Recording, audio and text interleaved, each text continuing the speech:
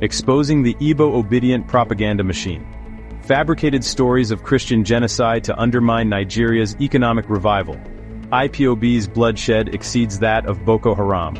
In a blatant display of desperation, foreign meddling and local collaborators, particularly the Igbo activists and their extreme obedient followers, have unleashed a flood of deceitful narratives aimed at portraying Nigeria as a slaughterhouse for Christians. This is not mere misinformation, it is a calculated psychological operation designed to derail our nation's hard-won economic progress and paint our government as complicit in imaginary genocides. However, Nigerians are fully aware of this tactic, and it is time to dismantle these lies piece by piece. Let's be clear. The claims of Christian genocide in Nigeria are a hoax, fueled by Igbo propagandists and their supporters in the diaspora, who claim victimhood, while their own militant group, the Indigenous People of Biafra, IPOB, is responsible for the deaths of fellow Christians that surpass even the atrocities committed by Boko Haram. Yes, you read that right.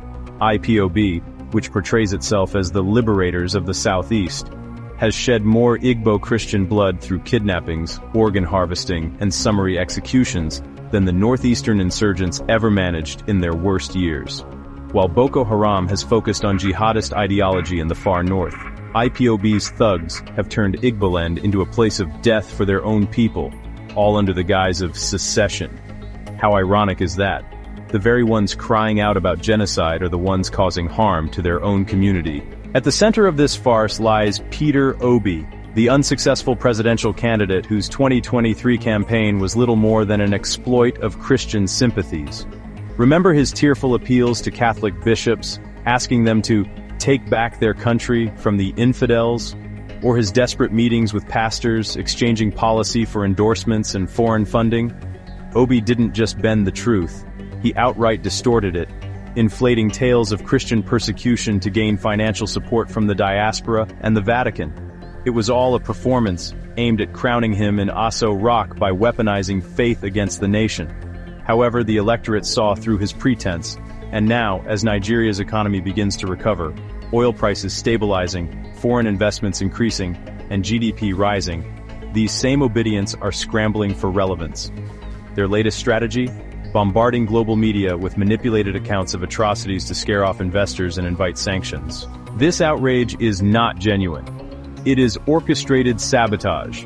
Foreign elements, those same Western opportunists who once tried to offload their criminals onto us, view Nigeria's refusal to be submissive as a personal affront. Collaborating with Igbo nationalists, they are funneling money through shadowy NGOs misrepresented as humanitarian aid. Both Islamic Front organizations and church-affiliated funds are bypassing official channels to finance street protests, fake news operations, and even IPOB's violent activities. It follows a familiar script: create instability from within, and then swoop in as saviors with strings-attached relief. As patriotic Christians across the nation assert, there are no mass killings, no mass graves, just the steady progress of a country healing from its past wounds. We stand firm. Nigeria is not a banana republic to be toppled by social media trolls or exiled fantasists.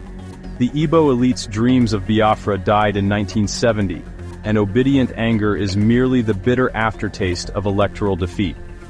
Their propaganda will not succeed. It reeks of the same entitlement that fueled the hubris that fueled the Civil War. President Bola Tinubu must now take decisive action. Immediate measures are crucial. Ban all unvetted NGO inflows, whether disguised as Islamic charity or ecclesiastical aid. Every naira allocated for humanitarian efforts must be subjected to government scrutiny, audited, transparent, and free from destabilizing agendas.